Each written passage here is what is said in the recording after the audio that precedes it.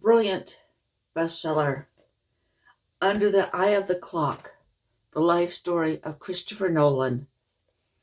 It was it was a story of a gifted writer who's now deceased, who had cerebral palsy because something happened when he was born. And he wrote with the aid of a typing stick attached to his forehead.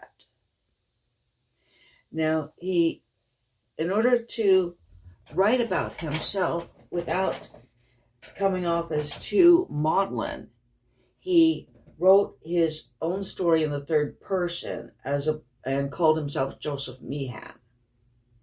Okay, I'm going to read a brief excerpt about Christmas time. Okay. Yeah.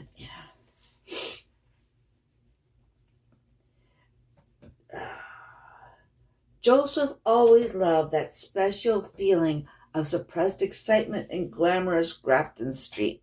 His face might be blue cold, but inside he would feel comfortable and cozy. He always watched and secretly examined folk as they paraded themselves up and down the fashionable street. He felt zoo-caged and wished he wasn't, but on his visits to Grafton Street, he always noted that the street was but a busy catwalk where not only the beautiful people, but punks, rockers, Jesus freaks, and beggars strutted, stumbled, posed, or minced, all wanting to be noticed, all searching for something.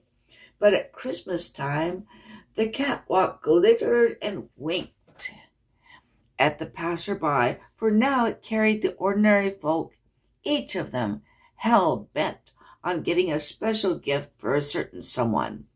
No longer a child and fearful of Father Christmas, Joseph lived and experienced the great build-up to the family festival. His sister Yvonne decorated the tree while he blinked and wished to the rhythm of the flashing bulbs. He always had a hand in the stirring of the plum pudding and saw the intricate designs iced around the snowy landscape atop the Christmas cake. But it was the turkey that gripped his imagination. He dreaded the operation on the turkey.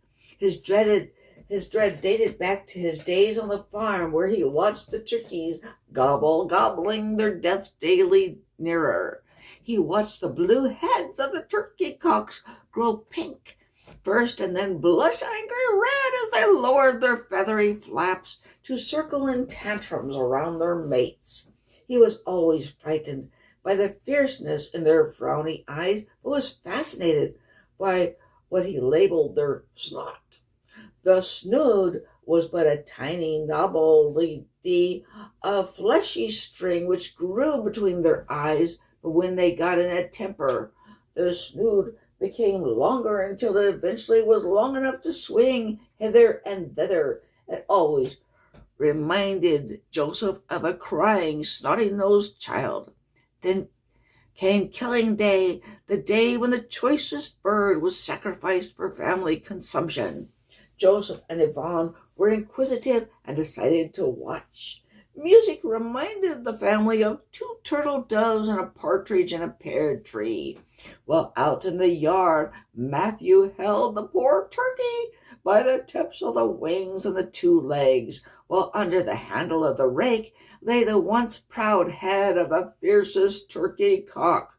Their dad placed a foot on either side of the frozen head under the handle and pulled. The head snapped gently. The bird was dead. Matthew picked up the cock and tied his legs together. His wings fluttered a bit. Then he hung him up by the legs on a nail in the turf shed.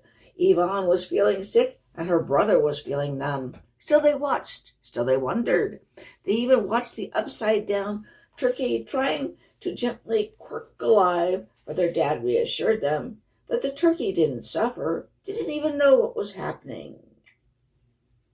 A week passed before the turkey came center stage again. Okay, Nora, that's his mother, assembled lots of old newspapers. The turkey, now naked and cold, lay upon the formica top table. Okay, and then it goes on.